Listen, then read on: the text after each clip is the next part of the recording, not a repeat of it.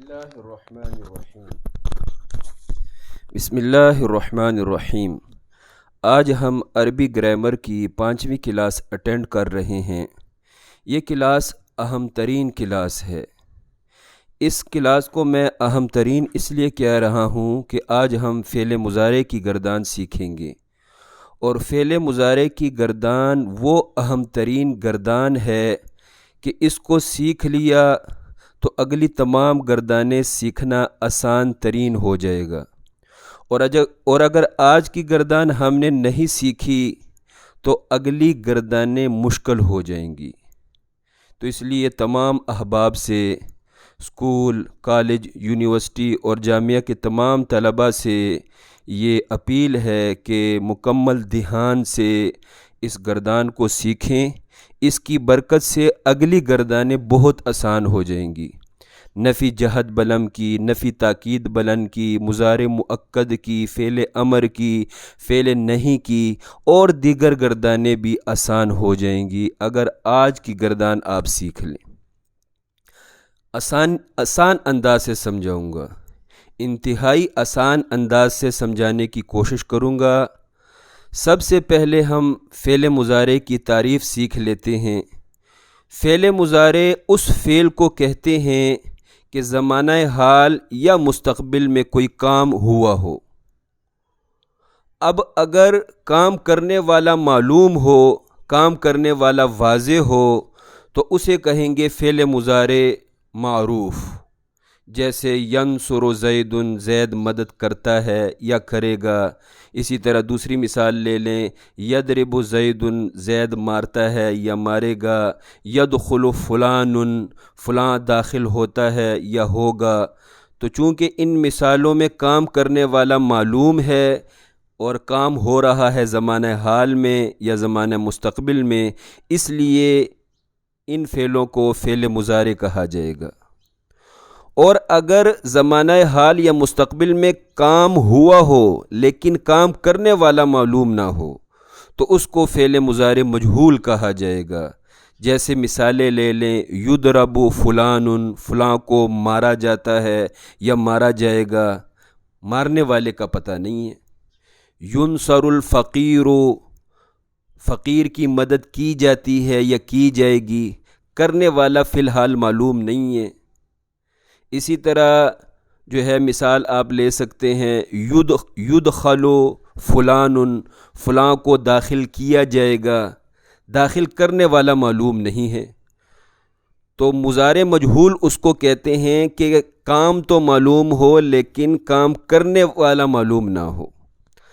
عزیزان محترم، فعل مضارع میں دو زمانے پائے جاتے ہیں، حال اور مستقبل کا، لیکن حقیقتاً اصلاً فعل مضارع میں حال کا زمانہ ہوتا ہے۔ زمانہ مستقبل کا ترجمہ لینے کے لیے کسی قرینے کی ضرورت ہوتی ہے، کسی دلیل کی ضرورت ہوتی ہے، سیاق کلام کی ضرورت ہوتی ہے، سلسلہ کلام سے مستقبل کا معنی کیا جا سکتا ہے، ورنہ حقیقتاً اصلاً فعل مضارع میں حال ہی کا ترجمہ کیا جاتا ہے۔ تو آئیے ہم فعل مضارع بنانا سیکھتے ہیں۔ فعل مضارع کیسے بناتے ہیں؟ اس کے لیے ہمیں فعل ماضی کے پہلے صیغے پر، یہ فعل ماضی کا صیغہ آپ کے سامنے نظر آ رہا ہے، میں نے جو ہے وہ آپ کے لیے آسانی کے لیے جو ہے پہلے ہی سے فعل ماضی کا پہلا صیغہ میں نے لکھا ہوا ہے۔ 14 صیغے اور وہ بھی فعل ماضی کا پہلا صیغہ آپ کے سامنے لکھا ہوا ہے۔ تو مضارع کی گردان، فعل مضارع کی گردان بنتی ہے فعل ماضی کے پہلے صیغے سے۔ یہ بات ذہن میں رکھیں کہ فعل مضارع کی گردان بنتی ہے فعل ماضی کے پہلے صیغے سے۔ کیسے بنتی ہے؟ 3 باتیں صرف ذہن میں رکھنی ہے، 3 باتیں۔ کیسے بنتی ہے؟ ماضی کے پہلے صیغے پہ 3 اضافے کرنے پڑتے ہیں۔ 3 اضافے کون سے؟ نمبر 1، ماضی کے پہلے صیغے کے شروع میں علامت مضارع لگانی پڑتی ہے۔ دوسرا اضافہ، ماضی کے 9 صیغوں کے آخر میں ضمیر کا اضافہ کرنا پڑتا ہے۔ تیسرا اضافہ یہ ہے کہ انہی 9 صیغوں کے آخر میں نون بڑھانا پڑتا ہے۔ بس یہ 3 باتیں آپ نے ذہن میں رکھنی ہیں۔ فعل ماضی کے پہلے صیغے پر 3 اضافے کرنے سے فعل مضارع کی گردان بنتی ہے۔ دوبارہ دہرا دیتا ہوں، فعل ماضی کے پہلے صیغے پر 3 اضافے کرنے سے فعل مضارع کی گردان بنتی ہے۔ پہلا اضافہ یہ کریں گے کہ ماضی کے پہلے صیغے کے شروع میں علامت مضارع لگائیں گے۔ دوسرا اضافہ یہ کریں گے کہ ماضی کے پہلے صیغے کے آخر میں 9 صیغوں میں ہم ضمیر بڑھا دیں گے، اور تیسرا اضافہ یہ ہوگا کہ انہی 9 صیغوں کے آخر میں نون بڑھا دیں گے، نون کا اضافہ کر دیں گے۔ اور ایک بات ذہن میں رکھیں، یہ بھی ہم نے سیکھنا ہے کہ فعل مضارع کے آخری حرف کا اعراب بھی ہم نے سیکھنا ہے۔ تو فعل مضارع کا آخری حرف کا اعراب پہلے میں زبانی کلامی بتا دیتا ہوں، بعد میں جو ہے پریکٹیکل نقشے سے جو ہے میں واضح کر دوں گا، اچھے طریقے سے سمجھا دوں گا۔ تو فعل مضارع کے آخری حرف کا اعراب یہ ہے کہ 5 صیغوں میں فعل مضارع کے آخری حرف پر پیش آئے گی، اور بقیہ 9 صیغوں میں نون آتا ہے۔ ان 9 صیغوں میں جو نون آتا ہے تو ان میں جو تثنیہ کا نون ہوگا اس کے نیچے زیر آئے گی، اور بقیہ 5 جگہ جو نون آئے گا، تثنیہ کا نون 4 صیغوں کے آخر میں آتا ہے، تو 4 صیغوں کے آخر میں آنے والے نون پر زیر آئے گی، اور بقیہ 5 صیغوں کے آخر میں جو نون ہوگا اس پہ زبر آئے گی۔ یہ مضارع کا آسان طریقہ ہے، یہ زبانی کلامی میں نے بتا دیا ہے۔ اب اس کو ذرا پریکٹیکل طور پہ کر لیتے ہیں، اس کو نقشے سے سمجھ لیتے ہیں تو کام بالکل آسان ہو جائے گا۔ عزیزان محترم، سب سے پہلا کام جو ہم نے کرنا تھا، فعل ماضی کے پہلے صیغے کے شروع میں ہم نے علامت مضارع لگانی ہے۔ علامت مضارع 4 ہیں، اس کو کہتے ہیں اتین، حمزہ، تا، یا، نون۔ اتین یاد کر لیں، آپ کو چاروں علامت مضارع خود بخود یاد ہو جائیں گی، صرف آپ نے لفظ یاد کرنا ہے اتین۔ حمزہ، تا، یا، نون سے بنتا ہے اتین۔ حمزہ ایک صیغے کے شروع میں آتا ہے، تا جو ہے اتین کا دوسرا حرف ہے تا۔ تا جو ہے یہ مضارع کے 8 صیغوں کے شروع میں لگانی پڑتی ہے۔ اتین کا تیسرا حرف ہے یا، یا مضارع کے 4 صیغوں کے شروع میں لگانی پڑتی ہے۔ اتین کا آخری حرف ہے نون۔ نون جو ہے یہ مضارع کے صرف ایک صیغے کے شروع میں لگانا پڑتا ہے۔ تو ترتیب سے شروع کرتے ہیں۔ اتین، اتین میں پہلا حرف ہے، پہلا جو علامت کو بھی سمجھ لیں، علامت کس کو کہتے ہیں؟ علامت اس چیز کو کہتے ہیں جس کے ذریعے شے کو پہچانا جاتا ہے، جیسے مذکر کو اس کی علامتوں سے پہچانا جاتا ہے، مؤنث کو اس کی علامتوں سے پہچانا جاتا ہے، ایسے ہی فعل مضارع کو علامت مضارع سے پہچانا جاتا ہے۔ جب بھی فعل مضارع آئے گا اس کے شروع میں لازماً علامت مضارع ہوگی، یعنی حروف اتین میں سے کوئی ایک ہوگا۔ تو پہلے ہم سیکھتے ہیں علامت مضارع کن صیغوں کے شروع میں کیسے لگانی ہے۔ تو ہم نے پڑھا ہے کہ اتین میں سے جو پہلا حرف ہے حمزہ، وہ ماضی کے صرف ایک صیغے کے شروع میں آپ لگائیں گے، یہ ہے واحد متکلم۔ واحد متکلم کے شروع میں آپ حمزہ لگائیں گے۔ علامت مضارع اتین میں دوسرا ہے تا۔ تا ہم نے پڑھا سیکھا کہ تا یہ 8 صیغوں کے شروع میں لگانی پڑتی ہے۔ وہ 8 صیغے کون سے ہیں؟ 2 جو ہے مؤنث غائب کے ہیں، یہ دیکھیں واحد مؤنث غائب کا، اور دوسرا جو ہے تثنیہ مؤنث غائب کا، اور بقیہ 6 صیغے جو ہیں 3 مذکر حاضر کے اور 3 مؤنث حاضر کے۔ تو یہ ٹوٹل 8 صیغے ہو گئے۔ پھر دہرا دیتا ہوں، تا مضارع کے 8 صیغوں کے شروع میں لگانی پڑتی ہے، 2 جو ہے واحد مؤنث غائب، تثنیہ مؤنث غائب، اور 6 جو ہے 3 مذکر حاضر کے، 3 مؤنث حاضر کے۔ یہ واحد مذکر حاضر، تثنیہ مذکر حاضر، جمع مذکر حاضر، واحد مؤنث حاضر، تثنیہ مؤنث حاضر، جمع مؤنث حاضر، ان 8 صیغوں کے شروع میں علامت مضارع تا لگانی پڑتی ہے۔ تو یہ ہم لگا رہے ہیں۔ آپ کے سامنے ہے۔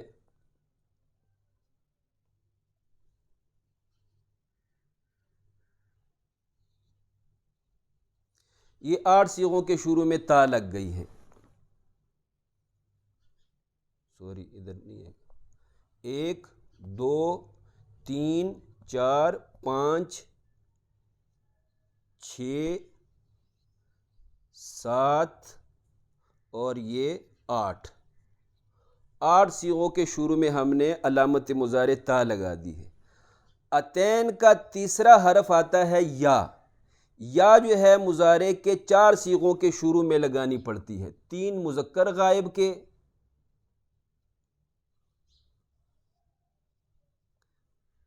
یہ 3 مذکر غائب کے، اور ایک جو ہے جمع مؤنث غائب کا،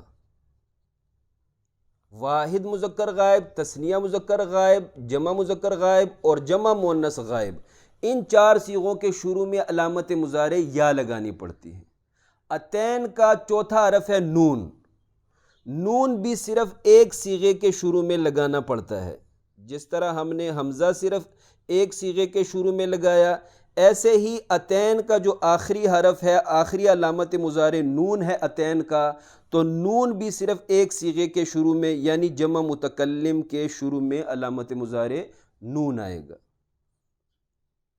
دوسرا ضروری کام ہم نے یہ سیکھا تھا کہ 9 صیغوں کے آخر میں ضمیر کا اضافہ کریں گے۔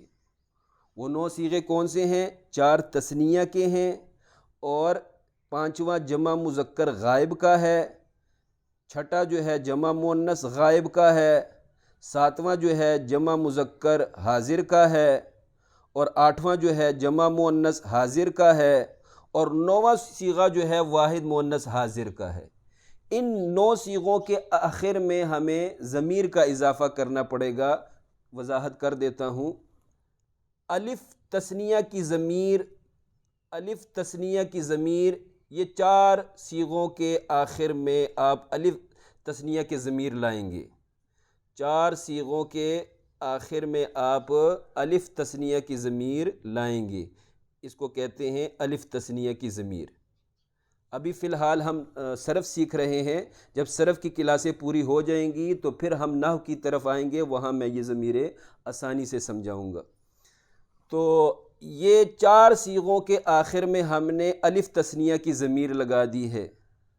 اب بقیہ صیغوں میں دیکھیں، جمع مذکر غائب اور جمع مذکر حاضر کے آخر میں واو ضمیر لگائیں گے۔ یہ دیکھیں واو ضمیر، جمع مذکر غائب اور جمع مذکر حاضر، اس میں ہم واو ضمیر کا اضافہ کریں گے۔ اور جمع مؤنث غائب اور جمع مؤنث حاضر کے آخر میں نون ضمیر کا، نون نسوہ کا، نون ضمیری کا اضافہ کریں گے، یہ لگا دیے۔ اور 9واں صیغہ ہے ضمیر لگانے کے لحاظ سے، جو 9واں صیغہ ہے وہ واحد مؤنث حاضر کا ہے، اس کے آخر میں جو ہے یا مخاطبہ کا اضافہ کریں گے، یا ضمیر کا اضافہ کریں گے۔ تیسرا ضروری کام ہم نے یہ سیکھا تھا کہ انہی 9 صیغوں، جن 9 صیغوں کے آخر میں ضمیر لگائی ہے، انہی 9 صیغوں کے آخر میں نون بڑھائیں گے۔ اب آپ دیکھیے گا، جن 9 صیغوں میں ضمیر بڑھائی تھی، انہی 9 صیغوں کے آخر میں نون بڑھائیں گے۔ یہ دیکھیں نون لگایا جا رہا ہے، 9 صیغوں کے آخر میں جو ہے 9 صیغوں کے آخر میں نون لگایا جا رہا ہے۔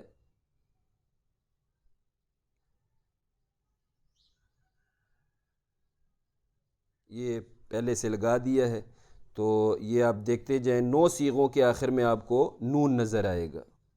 ابھی میں گنا دیتا ہوں، 9 صیغوں کے آخر میں آپ کو نون نظر آئے گا۔ یہ دیکھیں 4 تثنیہ کے، تثنیہ مذکر غائب، تثنیہ مؤنث غائب، تثنیہ مذکر حاضر اور تثنیہ مؤنث حاضر، 4 تثنیہ کے صیغوں کے آخر میں آپ کو نون نظر آ رہا ہے۔ پانچواں صیغہ دیکھیں جمع مذکر غائب کا، اس کے آخر میں بھی نون نظر آ رہا ہے۔ چھٹا صیغہ جمع مؤنث غائب کا، آخر میں نون نظر آ رہا ہے۔ ساتواں صیغہ جمع مذکر حاضر کا، آخر میں نون نظر آ رہا ہے۔ آٹھواں صیغہ جمع مؤنث حاضر کا، آخر میں نون نظر آ رہا ہے۔ نوواں صیغہ واحد مؤنث حاضر کا، اس کے آخر میں بھی نون نظر آ رہا ہے۔ تو جن 9 صیغوں کے آخر میں ہم نے ضمیر بڑھائی تھی، انہی 9 صیغوں کے آخر میں نون لگانا پڑے گا۔ وضاحت سن لیں، 7 صیغوں کے آخر میں جو نون آیا ہے وہ کہلاتا ہے نون اعرابی۔ وہ 7 صیغے کون سے ہیں میں لکھ دیتا ہوں۔ نمبر 1 2 3 4 5 6 اور یہ 7واں صیغہ۔ ان 7 صیغوں کے آخر میں جو نون نظر آ رہا ہے یہ نون اعرابی کہلائے گا۔ تثنیہ کے 4 صیغوں کے آخر میں اور جمع مذکر غائب اور جمع مؤنث حاضر اور واحد مؤنث حاضر کے آخر میں جو نون نظر آ رہا ہے یہ نون اعرابی ہے۔ اس کو نون اعرابی اس لیے کہتے ہیں کہ یہ 5 صیغوں کے آخر میں آنے والے 5 صیغوں کے آخر میں آنے والے پیش اعراب کے بدلے میں یہ نون آتا ہے، اس لیے یہ نون اعرابی کہلاتا ہے۔ 5 صیغے کون سے ہیں؟ یہ جو واحد مذکر غائب، تثنیہ جو ہے واحد مذکر غائب، واحد مؤنث غائب، واحد مذکر حاضر، واحد متکلم، جمع متکلم، ان کے آخر میں پیش آتا ہے۔ تو ان 5 صیغوں کے آخر میں جو پیش آتا ہے، اس پیش کے بدلے 9 صیغوں کے آخر میں نون آتا ہے، اس لیے نون اعرابی کہلاتا ہے۔ یہ نون اعرابی معرب ہوتا ہے۔ یہ بعض حالتوں میں مضارع کے آخر سے گر جاتا ہے، حذف ہو جاتا ہے، لیکن یہ جو ہے مضارع کے آخر میں 2 نون جو ہوتے ہیں یہ مبنی ہوتے ہیں۔ جمع مؤنث غائب اور جمع مؤنث حاضر، ان 2 صیغوں کے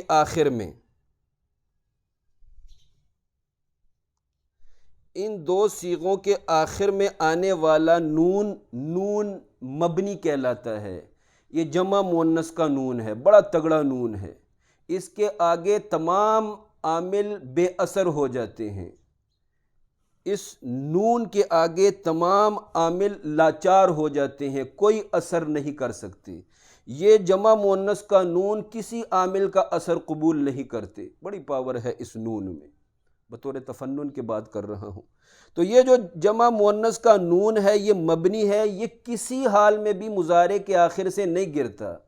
عامل جتنے مرضی آ جائیں، عامل بدلیں گے، لیکن یہ نون حذف نہیں ہوگا، یہ نون نہیں گرے گا۔ یہ جمع مؤنث غائب اور جمع مؤنث حاضر کے آخر میں جو نون آ رہا ہے یہ نون نسوہ ہے، یہ نون مبنی ہے، یہ مضارع کے آخر سے نہیں جاتا۔ یہ ایک دفعہ آ گئے ہیں تو بس آ گئے ہیں، یہ جانے کا نام نہیں لیتے، یہ گرتا نہیں ہے نون۔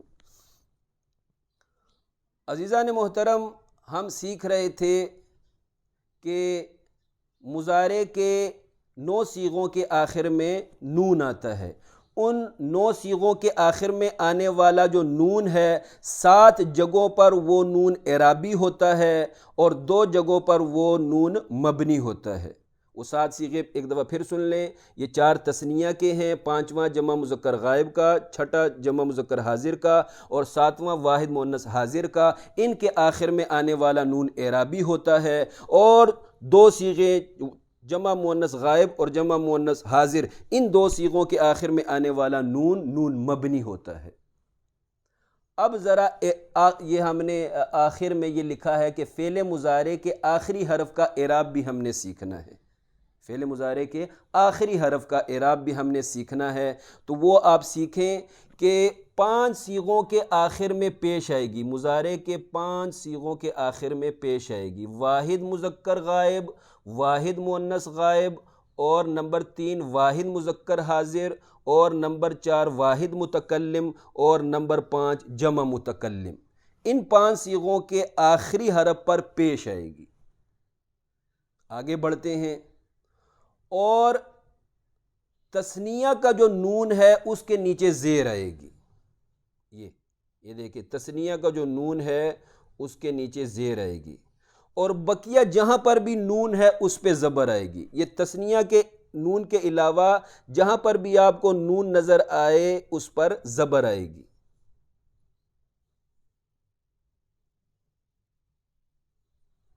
یہ نون پر زبر آپ دیکھ رہے ہیں، 2، 3 اور یہ 4 اور یہ 5۔ تو یہ مضارع کا آسان طریقہ ہے، فعل مضارع بنانے کا بالکل آسان طریقہ ہے، اس میں کوئی دشواری نہیں ہے۔ یہ ہم نے سیکھا ہے فعل مضارع معروف بنانے کا طریقہ۔ فعل مضارع معروف بناتے ہوئے علامت مضارع پہ زبر آئے گی، فعل مضارع معروف بناتے ہوئے علامت مضارع پر زبر آئے گی، یہ ذہن میں رکھیں۔ میں تمام صیغوں میں علامت مضارع پر زبر لگا رہا ہوں، اس لیے کہ ہم فعل مضارع معروف بنا رہے ہیں، فعل مضارع معروف بنا رہے ہیں، اس لیے تمام صیغوں میں علامت مضارع پر زبر آئے گی۔ جب علامت مضارع پر ہم نے زبر ڈال دی تو اگلا حرف جو ہے، جو پہلا اصلی حرف ہے، جو فا کلمہ ہے، وہ ساکن ہو جائے گا، وہ ساکن کرنا پڑے گا۔ تمام صیغوں میں علامت مضارع لگانے کے بعد جو پہلا اصلی حرف ہے، فا کلمہ ہے، اس پر جزم لگا دیں، وہ جو ہے ساکن ہو جائے گا۔ پہلا اصلی حرف فا کلمہ جو ہے وہ ساکن ہو جائے گا، اس پر جزم لگانی پڑے گی۔ یہ آپ دیکھ رہے ہیں تمام صیغوں میں جو ہے وہ فا کلمہ ساکن ہو رہی ہے۔ علامت مضارع کے بعد جو ہے آنے والا جو پہلا اصلی حرف ہے، فا کلمہ ہے، اس پر جزم لگائی جا رہی ہے۔ اب عین کلمے پہ کون سے حرکت لگانی ہے؟ یاد رکھیں جس طرح ہم نے ماضی میں پڑھا تھا، ماضی فعل ماضی معروف کے ہم نے 3 وزن پڑھے تھے، فعلا، نمبر 2 فاعلا، نمبر 3 فاعولا۔ ایسے ہی مضارع معروف میں بھی عین کلمے پہ 3 حرکتیں آتی ہیں۔ کبھی زبر آتی ہے فعل یفعلو، کبھی زیر آتی ہے یفعلو، اور کبھی پیش آتی ہے یفعلو۔ جس طرح ماضی معروف میں عین کلمے پہ کبھی زبر، کبھی زیر، کبھی پیش، ایسے ہی فعل مضارع معروف میں بھی عین کلمے پہ کبھی زبر یفعلو، اور کبھی عین کلمے کے نیچے زیر یفعلو، اور کبھی عین کلمے پہ پیش یفعلو۔ تو مضارع معروف کے بھی 3 وزن ہوئے، نمبر 1 یفعلو، نمبر 2 یفعلو، نمبر 3 یفعلو۔ یہ مضارع معروف کے بھی 3 وزن ہے۔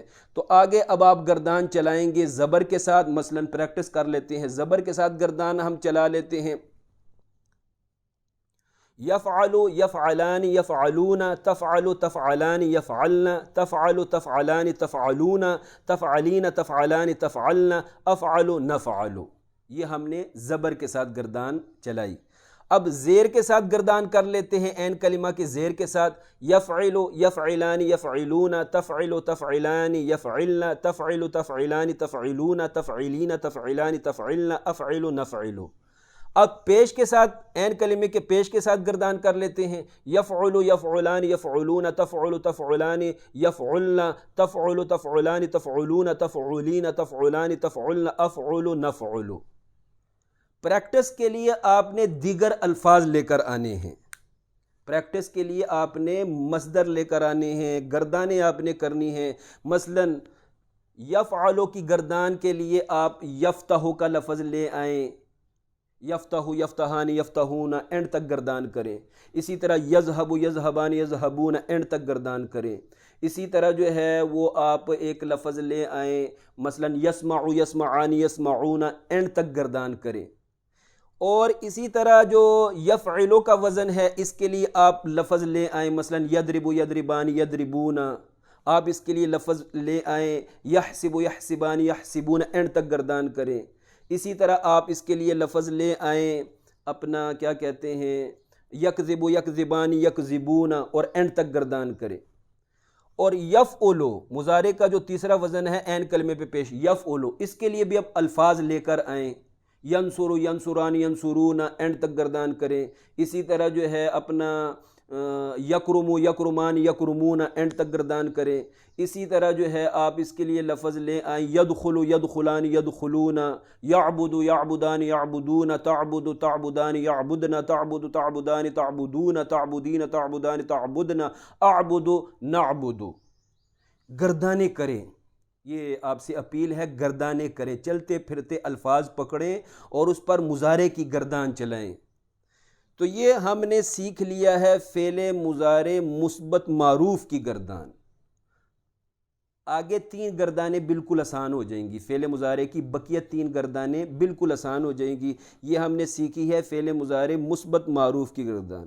اب فعل مضارع مثبت مجہول کیسے بناتے ہیں عزیزان گرامی؟ فعل مضارع مثبت مجہول کیسے بناتے ہیں؟ آسان طریقہ، بالکل آسان. علامت مضارع پر پیش لگا دیں، علامت مضارع پر پیش لگا دیں. تمام صیغوں میں چونکہ آپ فعل مضارع مجہول بنا رہے ہیں، اس لیے علامت مضارع جہاں جہاں 14 صیغوں میں علامت مضارع ہے اس پر آپ پیش لگا دیں. یہ دیکھیں،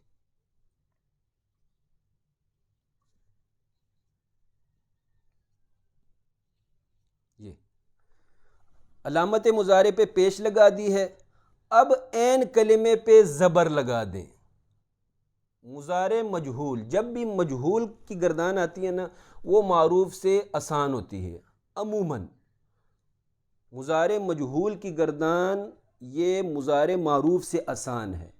کیوں؟ اس لیے کہ علامت مضارع پہ آپ نے پیش لگانی ہے اور عین کلمے پہ ہمیشہ زبر آئے گا. عین کلمے پہ اب زیر نہیں آ سکتی، پیش نہیں آ سکتی. مضارع مجہول میں عین کلمے پہ ہمیشہ زبر آئے گا. یفعلو یفعلان یفعلون، آگے اب گردان کرتے جائیں. یفعلو یفعلان یفعلون، تفعلو تفعلان یفعلن، تفعلو تفعلان تفعلون، تفعلین تفعلان تفعلن، افعل نفعل. اسی طرح یضرب یضربان یضربون، اسی طرح جو ہے یفتح یفتحان یفتحون، اسی طرح ینصر ینصران ینصرون، اینڈ تک گردان کریں. تو مضارع مجہول بالکل آسان ہے. ترجمہ بھی سیکھ لیں مضارع مجہول کا. یضرب زیدن کا معنی تو ہے زید مارتا ہے یا مارے گا، لیکن یضرب زیدن زید کو مارا جاتا ہے یا مارا جائے گا. ینصر الفقیر، فقیر کی مدد کی جاتی ہے یا کی جائے گی.